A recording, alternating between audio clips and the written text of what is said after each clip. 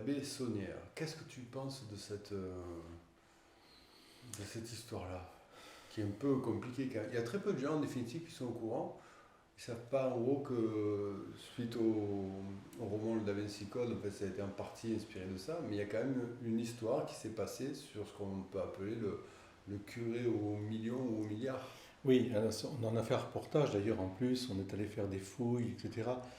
Il semble que quand même, objectivement, on soit plus dans un roman quand même que des faits avérés. C'est-à-dire que la personne elle-même est écrite et peut-être, je dirais, essayer de, de donner un sens un peu, oui, une histoire, enfin, faire créer une histoire, ça j'en suis persuadé. Euh, Son amour pour Marie-Madeleine, il n'y a aucun doute, etc. Bon. Après, l'histoire du trésor, ce fameux trésor qui serait, jusqu'à preuve du contraire, il semblerait qu'il n'y ait aucune raison objective de penser qu'il y a un trésor. On a fait des fouilles, on a cherché. Voilà, en fait, moi ce que j'en pense, c'est que on a besoin de rêver aussi un peu tous. C'est un peu comme la quête du Saint Graal, comme le trésor des Templiers, comme bon, je ne dis pas qu'il n'y a pas des trésors ou des choses qui sont encore à découvrir, mais on a besoin de rêver et ça fait aussi du bien. Alors après, ce qu'il faut surtout pas, c'est que on transforme un roman de KPDP, aussi beau que soit-il, que voilà qu'on puisse en avoir. On en a connu des romans comme ça qui nous ont fait rêver en la vérité historique. Et donc il faut être très pragmatique, très scientifique et très rationnel. Euh, et garder quand même cet amour. Moi j'en garde surtout l'amour pour Marie-Madeleine. Donc voilà, donc c'est une, comme disait Jésus dans l'Évangile, à Simon, qui se plaignait que cette femme lui ait touché les pieds, lavé avec ses cheveux, essuyés, avec le parfum, lui dit, tu vois, cette femme, on en parlera jusqu'à la fin des temps, parce qu'elle a beaucoup aimé, il lui sera beaucoup pardonné. Et ce geste de Laurente, de cette femme qui, au pied de Jésus, va briser le col du parfum, le répandre, elle le fera au moment de sa conversion, elle le fera avant la passion et la crucifixion du Christ, elle le fera aussi au tombeau. Ce geste, pour moi, c'est l'honneur de l'humanité. C'est la femme telle que l'humanité doit se présenter, magnifique, belle, jusque dans la souffrance, jusque dans le péché qui est pardonné, jusque dans la souffrance et la mort. C'est l'honneur de l'humanité d'être humain jusque-là. Là où, justement, Simon et d'autres avaient raillé, où on dit qu'est-ce qu'elle fait, etc.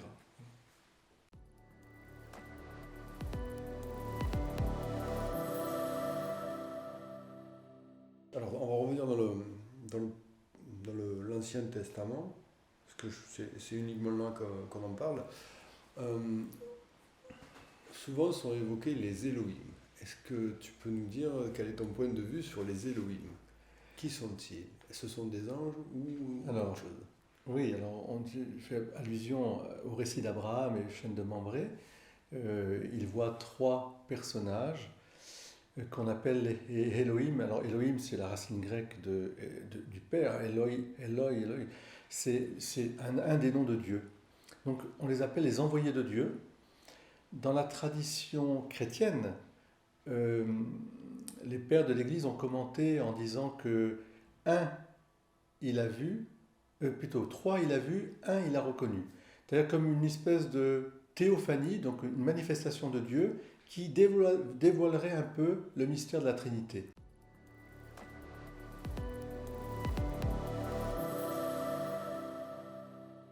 Alors, qui sont-ils les Elohim? Ce sont des anges? Ce sont des extraterrestres? Qu'est-ce que t'en penses? Oui, la question se pose, en tout cas la question spirituelle se pose profondément.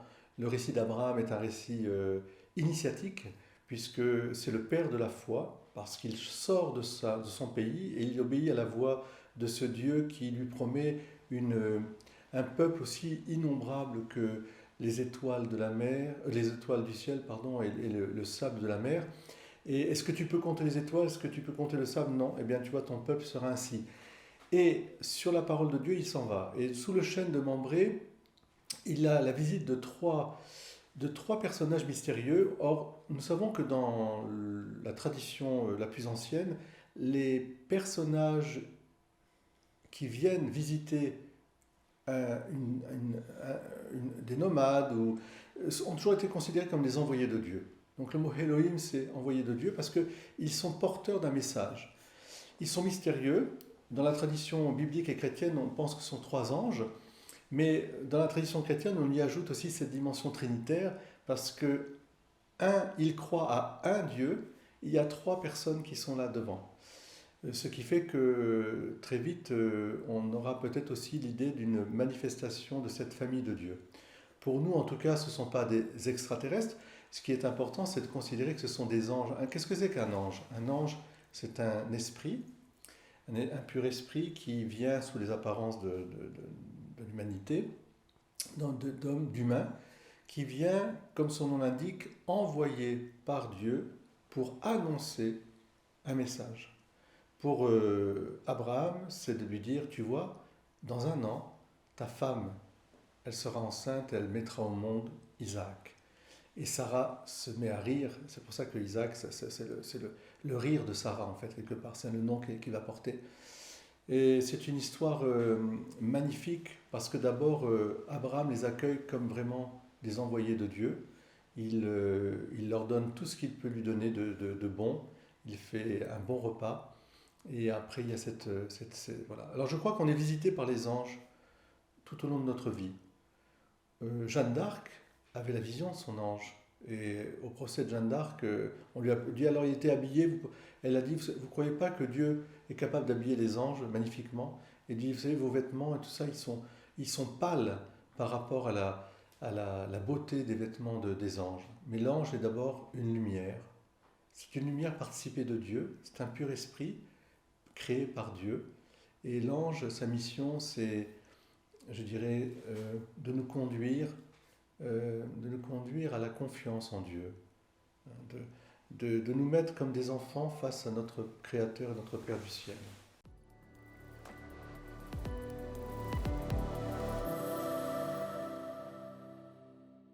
Tu as entendu parler, j'imagine, aussi des apparitions mariales, notamment celle de Fatima. Quel est ton point de vue, toi aussi, comme prêtre exorciste par rapport à ça? Est-ce qu'on peut arriver à faire, je ne dirais pas un parallèle, mais c'est 2 choses qui sont radicalement opposées peut-être? Entre quoi et quoi? Entre justement ces apparitions mariales Oui. et les personnes qui peuvent éventuellement être possédées par le diable. Oui, alors une des caractéristiques des apparitions de Fatima, c'est que c'est d'abord, pour moi, le centre de l'apparition, c'est la confiance absolue en la puissance d'amour de Dieu, à travers la puissance d'amour de Marie, qui nous invite à prier et à recourir à son cœur immaculé pour, dit-elle, empêcher que les pauvres pécheurs aillent en enfer. Et donc pour cela, elle ouvre une vision de l'enfer aux enfants, aux jeunes enfants, qui sont terrorisés par ce qu'ils voient. Et elle dit, voilà l'endroit où vont ces âmes, mais ma dévotion est donnée pour qu'ils n'y aillent pas. Hein. Et de l'autre côté, avant de recevoir la vision l'apparition de Marie tous les 13 du mois, Notre-Dame du Rosaire, les enfants, en 1916, puisque les apparitions sont de 1917, en 1916, reçoivent l'aide de l'ange du Portugal, qui vient les aider à prier, à apprendre à prier, à faire des sacrifices aussi, et qui va leur donner même la communion d'une manière tout à fait mystique et incroyable. Il apparaît avec l'hostie et le calice et il vient leur donner. Et il les fortifie en disant « Je suis l'ange du Portugal, je vais sur mon pays ». Pour moi, c'est abyssus abyssum invocat en latin. L'abîme appelle l'abîme. C'est-à-dire que si la puissance d'amour de Dieu, créateur, rédempteur, jusqu'à donner son propre Fils pour nous sauver, pour sauver l'humanité, pour sauver les hommes, c'est que de l'autre côté, il y a un mystère d'iniquité, de mal, qui est présent. Le mal avec un grand M, le malin, Satan, le diable avec ses sbires. Alors, dans l'Apocalypse, on dit que Saint Jean dit que un tiers des anges ont suivi Satan quand il s'est révolté contre Dieu. et Saint Michel l'a repoussé avec les autres anges. Donc il y a effectivement une réalité qu'il ne faut pas occulter. Comme disait Baudelaire, la plus grande victoire du diable, c'est de faire croire qu'il n'existe pas. Mais moi je dirais, en rajoutant la phrase d'un philosophe que j'aime beaucoup, qui s'appelle Gustave Thibon, qui est un grand philosophe qui a mis en lumière la pensée philosophique de Simone Veil, la philosophe, ardéchois, cœur fidèle, paysan, autodidacte. Il disait le mal, le péché, qui est la source, qui est la conséquence du mal, je n'y crois pas, je le sens. Ce qui veut dire qu'on rejoint un petit peu l'intuition aussi de Baudelaire, c'est qu'il n'y a pas besoin d'épiloguer sur la présence du diable. Il y a des choses qui dépassent l'entendement humain.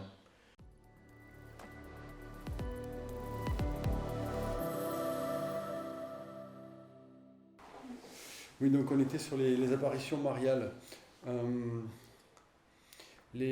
C'était 3 jeunes filles ou il y avait un petit garçon, je sais plus. Petit garçon, Il y avait un petit garçon aussi. François, Jacinthe, Lucie. Sur les 3, il y avait que la grande sœur qui voyait vraiment. Alors voilà, exactement. C'est-à-dire, pas tout à fait.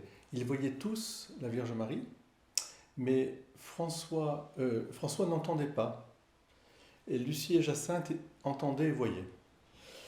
Et donc Lucie disait à François ce que la Vierge Marie disait. C'est une apparition il y a plus de 100 ans maintenant, mais qui est tout à fait d'actualité parce qu'elle rappelle d'abord l'histoire tragique de l'humanité avec les guerres.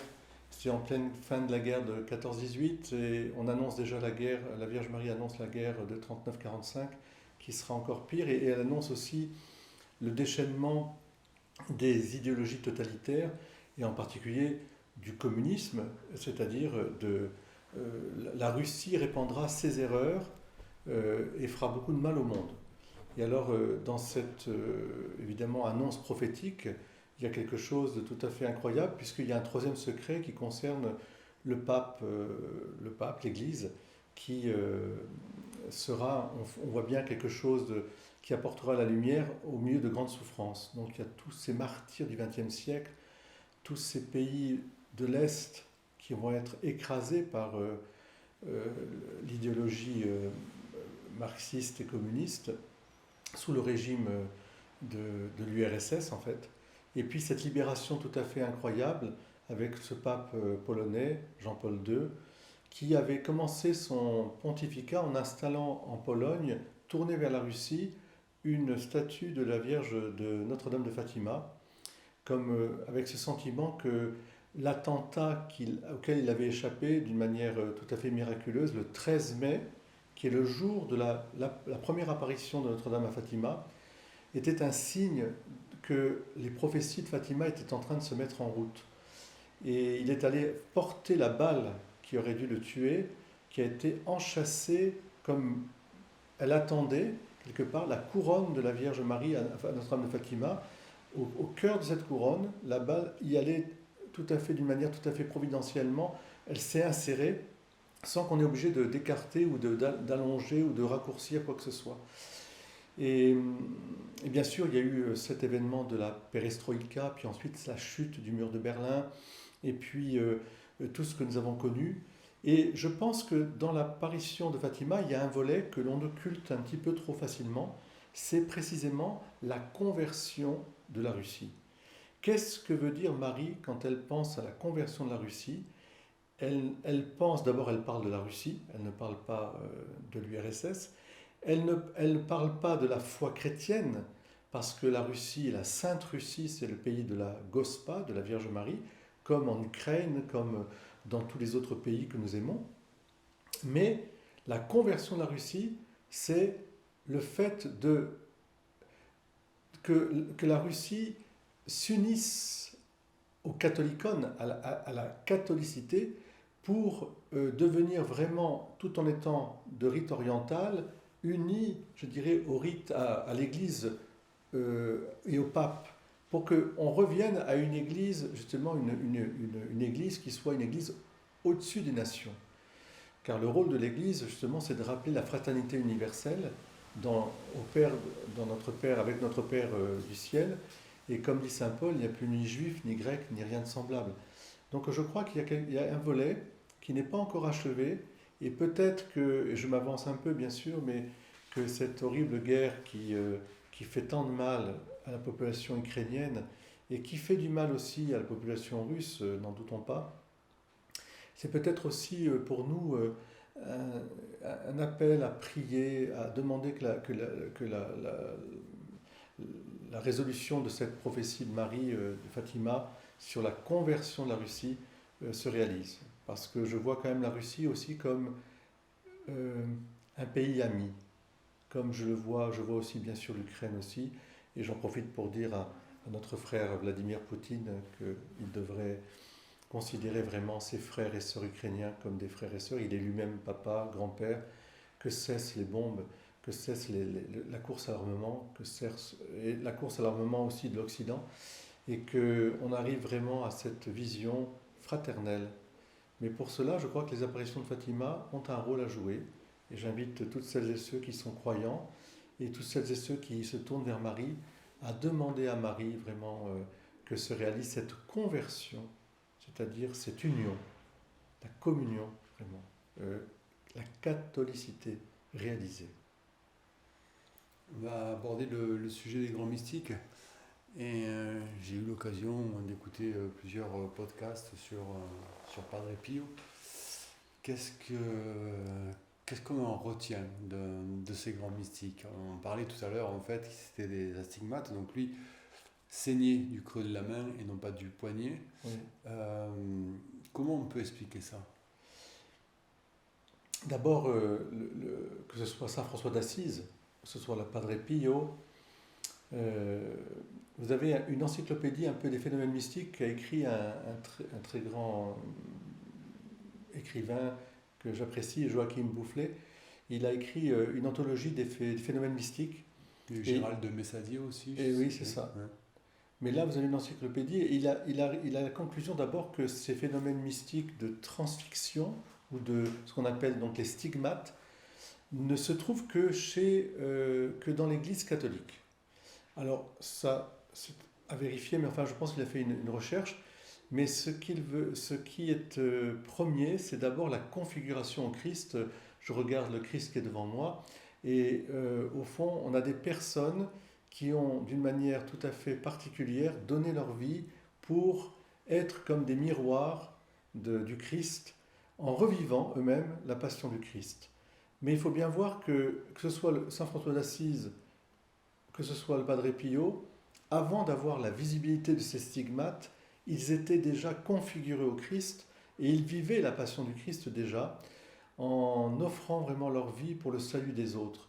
Et la plus grande grâce qu'ils aient eue, ce n'est pas le fait d'avoir été visiblement transfixés, mais c'est d'avoir vraiment uni leur cœur au cœur de Jésus pour, je dirais, accomplir une œuvre de grâce et de rédemption à la suite de Jésus. Et c'est le ministère de Padre Pio est un ministère de miséricorde, un ministère d'écoute, de compassion, un ministère de confession, c'est-à-dire de laver, purifier la conscience des humains.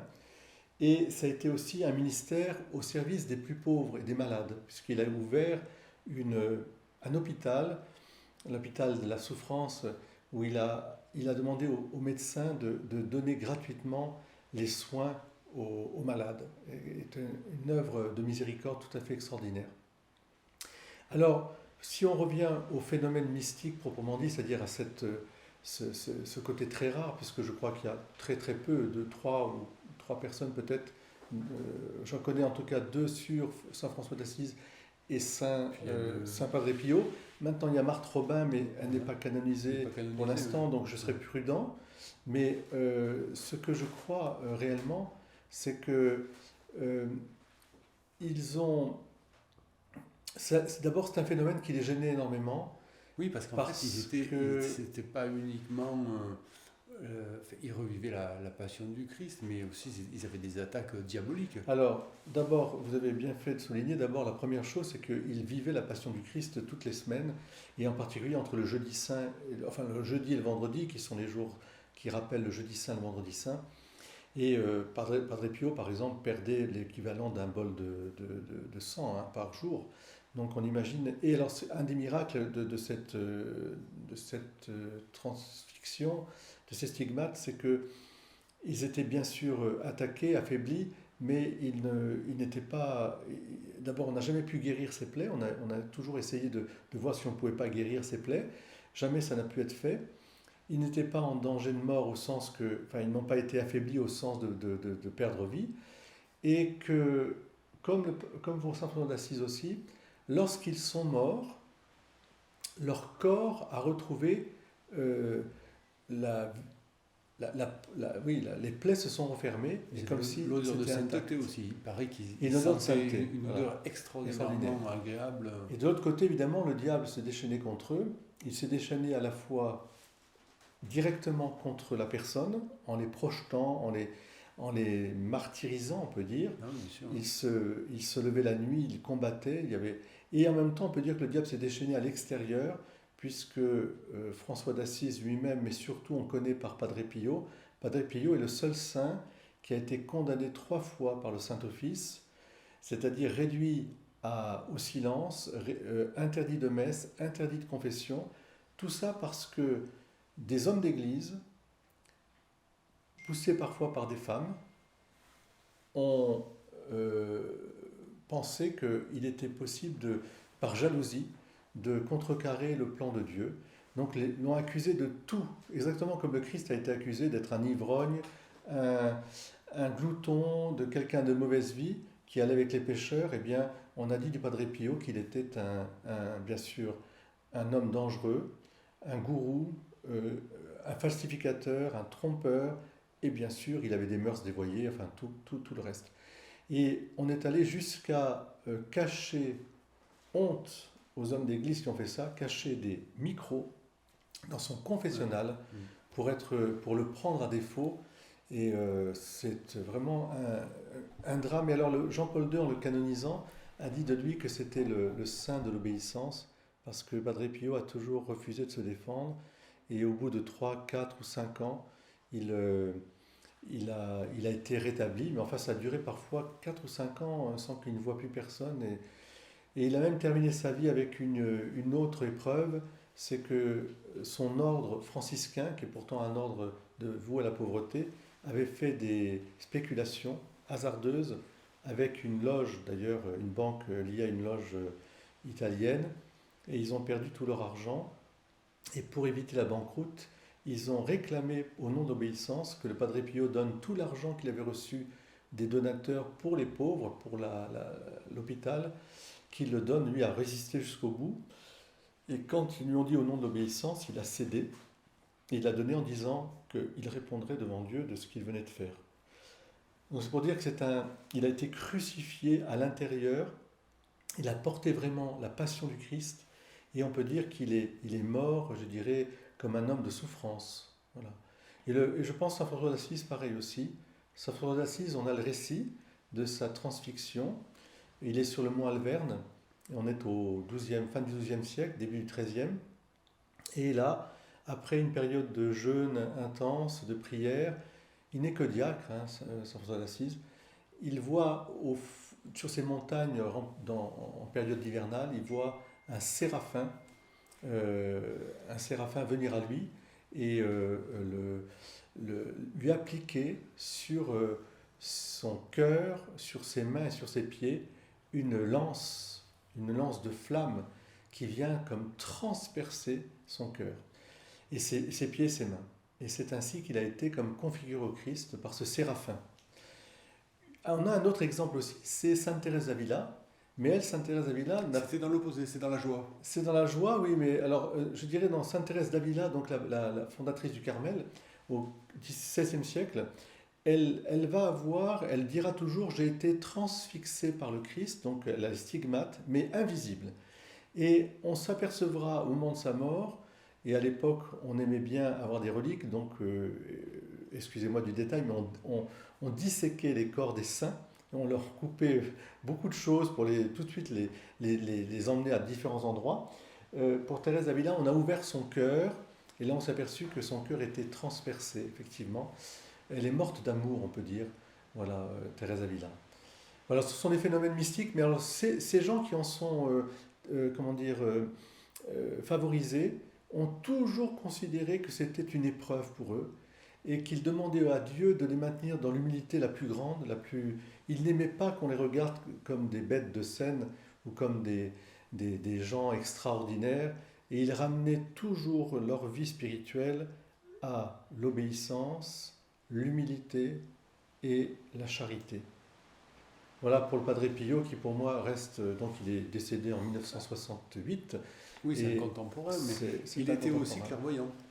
Mais alors, il a eu deux dons tout à fait incroyables, comme Saint Jean-Marie Vianney, le curé d'Ars. Le premier, qui le confie, comme le curé d'Ars, c'est de lire dans les âmes. Donc il avait au confessionnal, c'était redoutable parce que il allait au fond du mal qui pouvait ronger un homme ou une femme et il le libérait avec force. Donc, et l'autre don qu'il avait, c'était un don d'ubiquité, c'est-à-dire de se trouver à deux lieux différents pour sauver des gens. Et alors avec des témoignages tout à fait incroyables, qui sont authentifiés, de gens qui ont été sauvés par exemple de suicide et qui ont vu ce personnage qu'ils ne connaissaient pas rentrer dans leur maison et dire: malheureux, qu'est-ce que tu fais? Souviens-toi du Christ, de Dieu, n'offense pas Dieu, mets-toi à genoux et prie.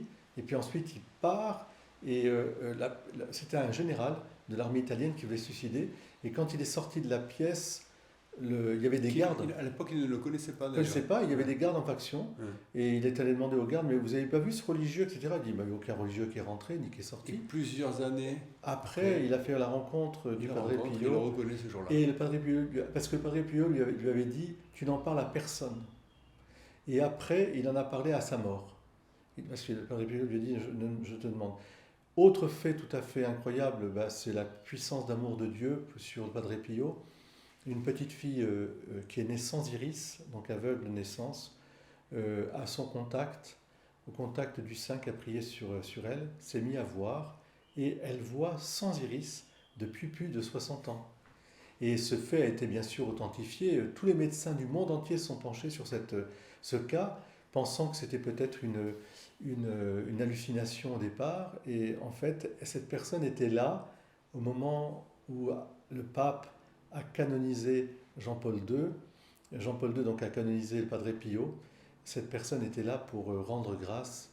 Elle voit et elle n'a pas l'organe pour voir. Donc ça, c'est quelque chose de tout à fait étonnant. Dingue. C'est pour ça qu'à Dieu rien n'est possible, vous voyez, parce que le saint dit toujours. Mais alors, moi, ce qui m'interpelle, c'est pourquoi certains et pas d'autres.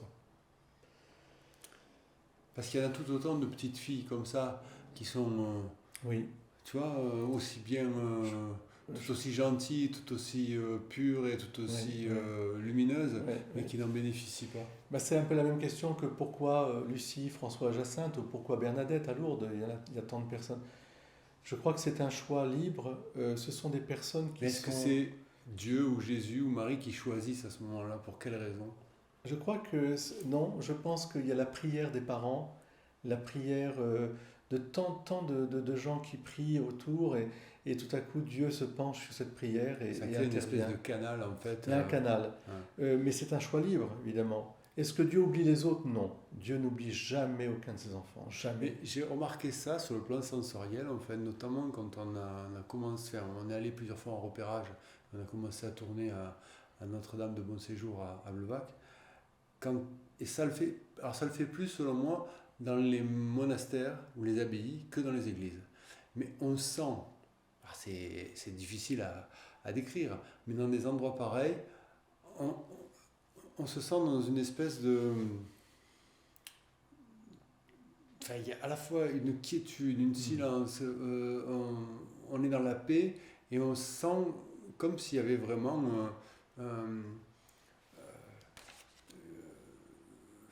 Comme si ce lieu était un lieu éclairé par une lumière venant du ciel, quoi. Et pourtant, je ne suis pas forcément... Non. Mais vraiment, c'est un ressenti profond. On est dans des endroits pareils, on se sent d'un coup bien, et je pense que c'est lié.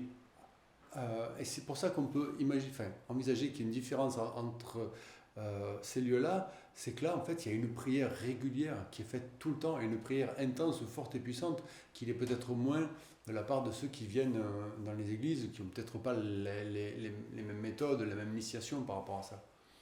Il y a des lieux inspirés déjà.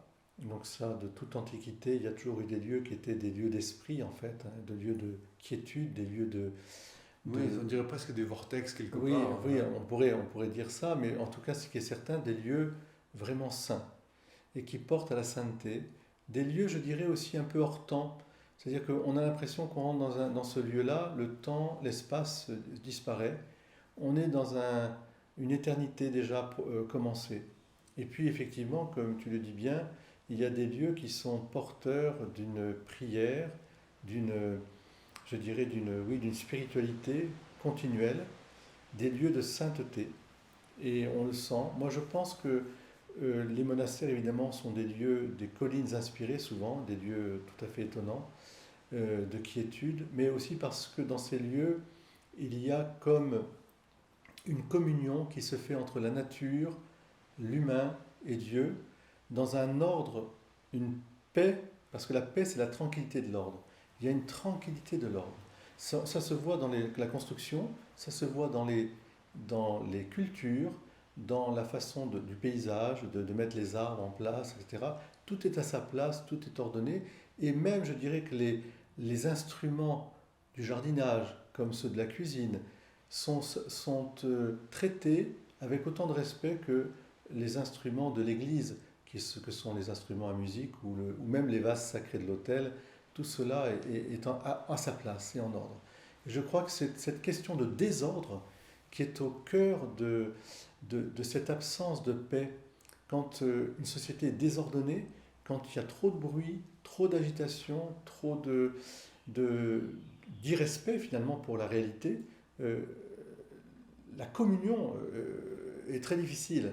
Donc Oui, ça dilue en fait notre ça esprit. dilue. C'est pour ça que Beaucoup. nous aurions intérêt à réfléchir aussi en tant qu'humains à l'espace, au lieu et au temps. Comment harmoniser cet espace, le rendre, au fond, permettre à cette conjonction entre la création, la nature, l'humain et le divin, dans quelque chose qui aspire, et c'est la beauté.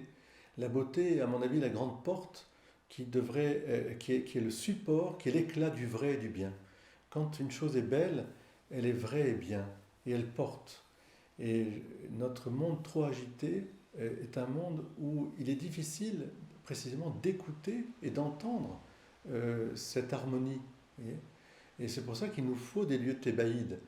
Moi, j'invite souvent les gens à dire, mais prenez quelques jours, partez dans un monastère, faites un pèlerinage, une route de Saint-Jacques, partez, retrouvez-vous, immergez-vous dans la nature, immergez-vous dans un monastère, retrouvez quelque chose qui n'a de définition, comme disait Saint-Exupéry, qu'un chant grégorien. C'est-à-dire, le chant grégorien, c'est le chant de l'âme.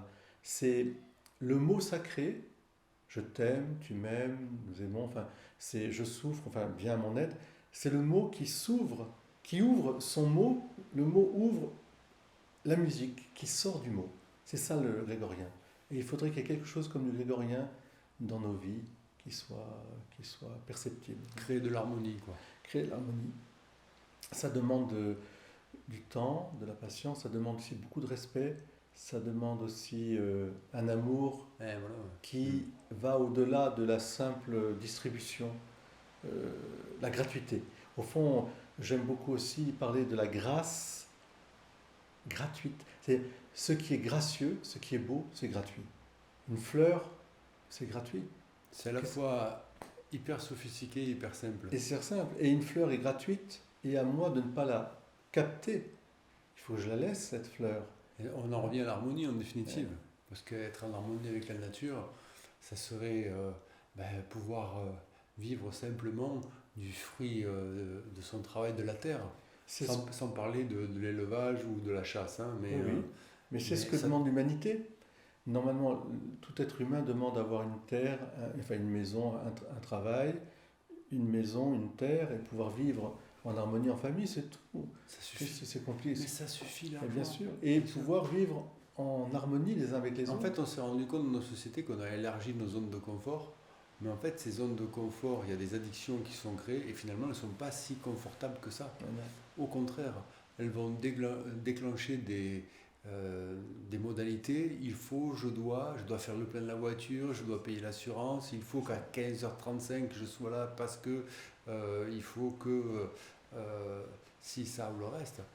On a dénaturé en fait cette simplicité-là. On a tellement voulu se protéger, on s'est tellement senti apeuré, on a tellement eu peur quelque part un peu de mourir ou de vieillir, qu'on s'est surprotégé. Et en définitive, c'est vraiment ça qui nous tue, quoi. C'est-à-dire qu'on a oublié que la richesse, c'est la richesse humaine.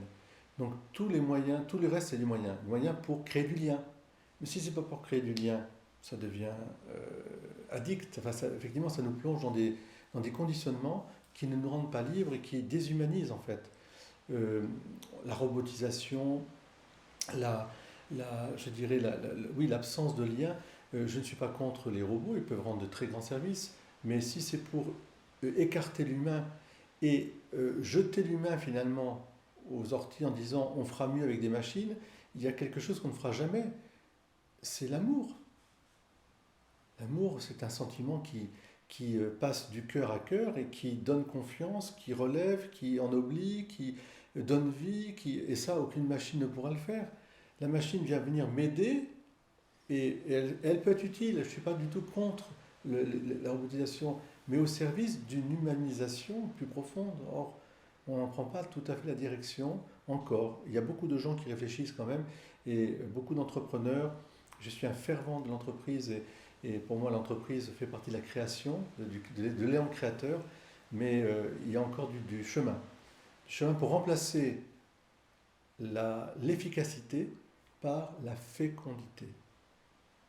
Au fond, nos anciens savaient être féconds et ils prenaient du temps. Quand je pense que nos cathédrales ont été construites sur des générations, celui qui a commencé à bâtir la cathédrale n'a pas vu finir. Et ça ne posait pas de problème pour ces gens-là parce qu'ils savaient qu'ils transmettaient et qu'ils faisaient une œuvre de fécondité. Eh bien, c'est cette fécondité qu'il faut remettre, je dirais, au cœur même de la vie, de notre vie en société, de la vie personnelle et en société, et qui balaye tout le champ de la vie. On en a parlé ce matin déjà. Être porteur de vie, être d'une civilisation d'amour et de vie. Par exemple, je prends moi un exemple aussi, quand je vois la guerre qui frappe en Ukraine, en Russie, je dis simplement, tant d'argent dépensé pour des choses qui sont des choses de destruction, on en a le vertige. On parle de milliards, etc. Et tant de besoins par ailleurs où il suffirait d'une goutte pour que, par exemple, les maisons de retraite, les hôpitaux, on puisse avoir le personnel nécessaire, des gens qui donneraient leur vie vraiment pour les autres. Pas, ça. Alors certains veulent justement qu'elle est de moins en moins, peut-être. En tout cas, c'est une vraie question qu'il faut se poser parce que quel est le but de cette... c'est ce qu'on disait ce matin, à midi au restaurant. On parlait toujours des buts, des objectifs et des finalités. Il y a les trucs qui sautent au nez, comme la guerre du Golfe, tu te dis c'est pour récupérer du pétrole. La Russie, l'Ukraine, c'est pour avoir de la stratégie géopolitique, éventuellement récupérer du blé ou s'opposer à l'expansion de l'OTAN, etc. Mais reste convaincu qu'il y a quelque chose au-dessus encore sur lequel on n'a pas forcément accès. Et je ne sais pas si des fois ce ne serait pas un peu d'ordre spirituel. Alors j'en suis persuadé, Thierry, je pense qu'on oublie, et là on revient un peu au combat contre le diable. C'est-à-dire que derrière, il y a un esprit luciférien et satanique qui veut la destruction de l'humanité, car Satan a une haine contre l'humain, il veut détruire depuis Adam et Ève l'humanité, et encore plus parce que, pour certains théologiens du Moyen-Âge en particulier, mais aussi aujourd'hui, le péché de Lucifer est un péché d'orgueil d'avoir voulu se prendre pour Dieu, mais c'est un péché qui est lié à l'incarnation, c'est-à-dire qu'il a eu connaissance, ou Dieu l'a laissé voir, que peut-être un jour, il viendrait vivre avec les hommes. Donc le Fils de Dieu s'incarnant. Et ça, pour l'ange de lumière qui était Lucifer, il ne supportait pas que l'humanité puisse être élevée dans cette habitation avec Dieu. Et donc il a une haine contre l'humanité. Bien sûr, son péché aussi, c'était de dire qui est comme Dieu, et je n'ai pas besoin, ce que dit Saint Michel, je n'ai pas besoin de Dieu ni maître. Je me suffis à moi-même, l'autosuffisance d'un être pur esprit qui croit son bonheur. Mais je crois que derrière, effectivement, tout le mal que nous voyons se faire, il y a une dimension spirituelle, il y a un combat. Et Saint Paul a une phrase tout à fait prophétique dans l'épître, je pense, aux Corinthiens, où il dit ce n'est pas contre la chair et le sang que nous nous battons, autrement dit, les passions humaines, il y en a, elles sont agitées par les esprits mauvais qui veulent la perte de l'humanité. Et c'est eux qui sont derrière, et c'est ce grand ressort. C'est pour ça que l'antéchrist, Satan, sont une réalité qu'il faut aussi prendre en compte. Il y a vraiment une volonté de détruire la création, de détruire le plan d'amour de Dieu, de semer la haine et la guerre. Est-ce que tu penses que par rapport à l'Ancien Testament, est-ce qu'on peut éventuellement dire que cet Ancien Testament s'est inspiré des textes sumériens quelque part? Oui, il y a une tradition qui court du bassin de la Mésopotamie jusqu'au bassin méditerranéen. Parce que cette notion de diable, alors on a, alors je sais plus le nom du père en fait, mais on a le père, on a deux fils. Oui, la alors, tradition sumérienne. oui, c'est ça. Et il y a Enki et il s'appelle, j'ai plus le nom en tête. Je réponds en Mais tête. c'est Enki et l'autre c'est Enlil ou un truc comme c'est ça. Et il y en a un qui crée en fait par transformation génétique l'humain tel que nous sommes à peu près, mais on n'est que très peu évolué par rapport à eux. Eux vivent 700-800 ans, nous on va vivre que à l'époque 50 ans on va dire. Et les deux frères s'opposent. Et on peut imaginer pratiquement qu'un des deux frères est le diable parce qu'il veut carrément faire lâcher prise à rendre en fait ces humains qui ont été transformés comme des esclaves, lui il veut carrément les libérer. Et c'est même presque antinomique parce que tu ne sais plus à un moment donné qui est Dieu ou qui est le diable. C'est ça, c'est très intéressant parce que de fait il y a un grand respect à avoir pour toutes ces traditions religieuses très anciennes qui viennent à mon avis d'une tradition adamique. C'est-à-dire que quand Adam et Ève sont chassés du jardin d'Éden, ils vont, à la sueur de leur travail, enfin à la sueur de leurs mains, continuer l'œuvre de vie. Ce sont des très grands amoureux tous les deux, et malgré la perte d'Abel qui sera tué par Caïn, ils continuent cette œuvre et ils transmettent aussi d'une tradition adamique cette épreuve qu'ils ont subie. Ce qui se passe, c'est que avant qu'on écrive, encore une fois, avant qu'on écrive, on est dans la transmission orale. Cette transmission orale se fait dans ce bassin Ur en Chaldée, enfin la Mésopotamie, qui est certainement le berceau, avec peut-être l'Arménie, enfin il faudra discuter, mais le berceau de l'humanité, en tout cas de cette tradition profondément biblique, on pourrait dire. Et chacun va la retranscrire en fonction un petit peu de ses caractéristiques de civilisation.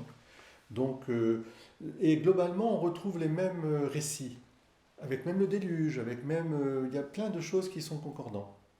Ce qui est nouveau dans le peuple hébreu, c'est que Abraham reçoit un appel précis à sortir de son pays pour constituer ce peuple qui aura la révélation du Dieu unique.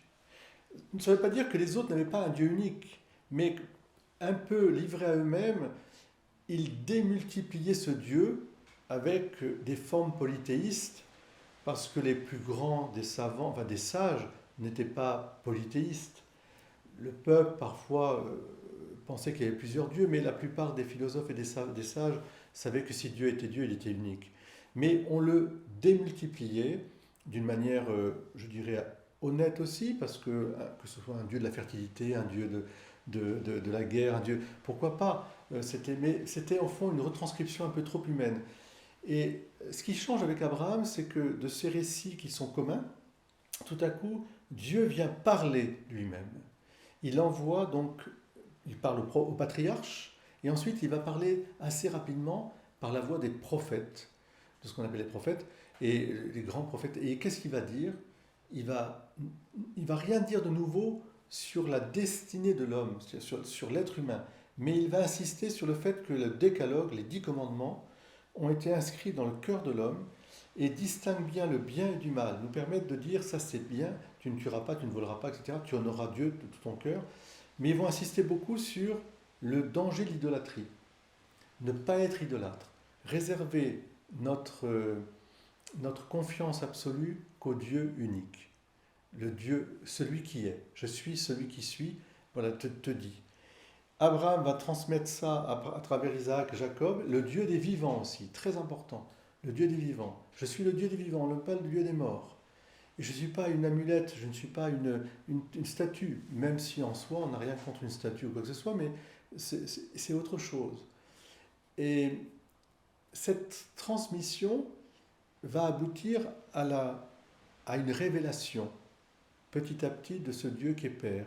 Évidemment, au milieu de peuples qui ont la nuque raide et qui pratiquent aussi des sacrifices, qui pratiquent des guerres, des razzias. Enfin, l'histoire du peuple hébreu est aussi une histoire très mouvementée, et tragique. Mais elle est une histoire marquée vraiment par cette certitude que Dieu a parlé, Dieu est venu pour parler. Et on a transcrit. On a transcrit, c'est-à-dire c'est une tradition écrite. Donc on peut la penser, on peut la questionner, la raison peut avoir son mot à dire, et on ne cesse de réfléchir à la Bible depuis toujours. Ce qui n'est pas le cas de certaines autres religions, où il y a une conception d'une lettre qui est directement écrite par Dieu, sur laquelle on n'a pas le droit de réfléchir. On peut expliquer, mais on ne peut pas questionner. Et notamment, questionner, savoir qu'est-ce qui est vraiment de Dieu et qu'est-ce qui est un ajout de l'homme. Par exemple, tout ce qui est discipline hygiène, discipline, je dirais, morale, quand on voit qu'on lapidait, très vite, et même en Israël, comme bien sûr en chrétienté, on a pris le temps, parce que les codes aussi disciplinaires étaient très très sévères jusqu'à très tard, hein. Mais on s'est rendu compte que la personne humaine, on ne pouvait pas tuer pour tuer, c'était quelque chose qui était dramatique.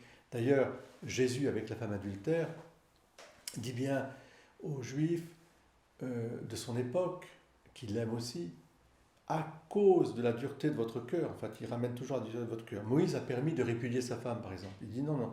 Et la femme adultère, il dira, oui, notre loi a demandé qu'on la lapide. Que celui qui a jamais péché lui jette la première pierre. Et là, personne ne lui jette une pierre. Donc, il renvoie la conscience. Qui es-tu pour juger ton frère ou ta sœur? Qui es-tu pour le condamner? Tu es son frère, tu es sa sœur. Et je crois que cette tradition, donc, qui court tout l'ensemble du bassin méditerranéen, elle a une racine, une source identique. Mais ce qui est inouï, c'est que Dieu ait parlé. Voilà. Et il a parlé à travers les prophètes, à travers aussi, bien sûr, jusqu'à le Christ, qui est la parole de Dieu révélée, et qui nous donne vraiment, qui va nous donner la vraie définition et de Dieu et de l'homme. Dieu est amour, Dieu est un père, une famille, et puis de l'homme, eh bien, c'est un fils, une fille de Dieu. L'homme est un être de relation. Et dans le mot relation, le mot religion, c'est-à-dire au sens de nous relier. Voilà, il n'y a plus, plus d'acception. Dieu ne fait exception de personne. Dieu ne veut pas la mort du pécheur, mais qu'il se convertisse et qu'il vive. Vous voyez, c'est la parabole d'enfant prodigue, c'est la parabole d'une humanité réconciliée. Même entre les juifs et les non-juifs, Jésus va dire, mais voilà, il y a un salut apporté au monde entier, hein, pour que l'humanité soit réunie. Très bien. Allez, on va changer un tout petit peu de sujet, mais c'est un peu lié quand même. Est-ce que tu crois à d'autres formes de vie que sur la Terre? C'est-à-dire, en gros, les extraterrestres ou... Ce qu'on appelle extraterrestres. Les hybrides. Oui, disons intelligence. Est-ce que tu crois aussi, est-ce que tu penses, selon toi, qu'ils sont venus nous voir à un moment donné? Alors, ça, c'est deux questions. Voilà. Oui. Moi, je pense en soi, rien ne m'interdit de penser qu'il y a une autre vie au-delà de la vie, de la galaxie dans laquelle nous vivons. Je rappelle que sur cette galaxie, il n'y a aucune autre forme de vie que, pour l'instant en tout cas, que la Terre, qui est une biosphère tout à fait incroyable, toute petite en soi, absolument insignifiante par rapport à la galaxie dans laquelle nous vivons, mais il y a des conditions de vie qui font que... Enfin, oui, c'est incroyable. En sachant qu'il y a des millions, voire des milliards de galaxies, donc... Ben, il y en a une infinité, clairement. Enfin, peut-être pas infini, parce que pour moi, le monde est créé, mais si le monde est créé, c'est-à-dire qu'il y a une limite, mais en tout cas, il est en expansion, d'expansion, bon, on ne sait pas trop. Parce que c'est des théories, il faut dire aussi qu'il faut rester humble. Et sur cette question de la vie de l'au-delà, donc extraterrestre, donc rien n'empêche de croire qu'il y a une autre vie, parce que pourquoi ce serait réservé? Enfin, Dieu peut faire aussi dans sa création autre chose. Mais l'autre question, est-ce que nous avons été visités par des extraterrestres? Moi, je crois vraiment avec beaucoup de simplicité que d'abord, nous avons peut-être à regarder davantage les signes. Nous sommes remplis de signes qui viennent du ciel. Par exemple? Bien, quand on a parlé des apparitions de Notre-Dame à Fatima, on peut parler il y a pas mal d'anges qui viennent visiter, pas mal de choses. Voilà, donc il y a des phénomènes qui sont répertoriés, qui sont authentiques, et qui, à mon sens, ne sont pas assez mis en valeur pour montrer que le ciel et la terre ne sont pas imperméables, au contraire, on est rempli de ça. Donc je reviens toujours à cette idée que c'est pas la lumière qui nous manque, c'est le regard que nous portons sur la lumière. Alors ensuite, toute la théorie aussi respectable soit-elle, c'est reste une théorie des extraterrestres, avec toute la science-fiction que ça a développé entre Star Trek, etc. entre la guerre des étoiles, voilà, donc voilà, des phénomènes aussi d'ovnis, etc. Il ne m'appartient pas de répondre d'une manière catégorique oui ou non. Ce qui semblerait quand même à pouvoir dire, c'est que pour l'instant, on n'a pas vraiment de preuves tangibles. On a des signaux. On a mis de tas de radars, de tas de systèmes pour écouter un peu dans le ciel, ce qui fait d'ailleurs je dirais ce qui est une source d'inspiration pour les cinéastes et les romanciers de notre temps. Et je suis tout à fait très à l'aise avec ça, ça ne me gêne pas. Voilà, donc à savoir jusqu'où on en est actuellement, je crois qu'il ne faut pas s'interdire. Il ne faut pas du tout donc dire que ça n'existe pas. Et en même temps, moi personnellement, je n'en ai pas vu. Je lis, j'ai lu, j'ai écouté un peu ces phénomènes. Je reste persuadé qu'il y a des signes qui nous sont envoyés.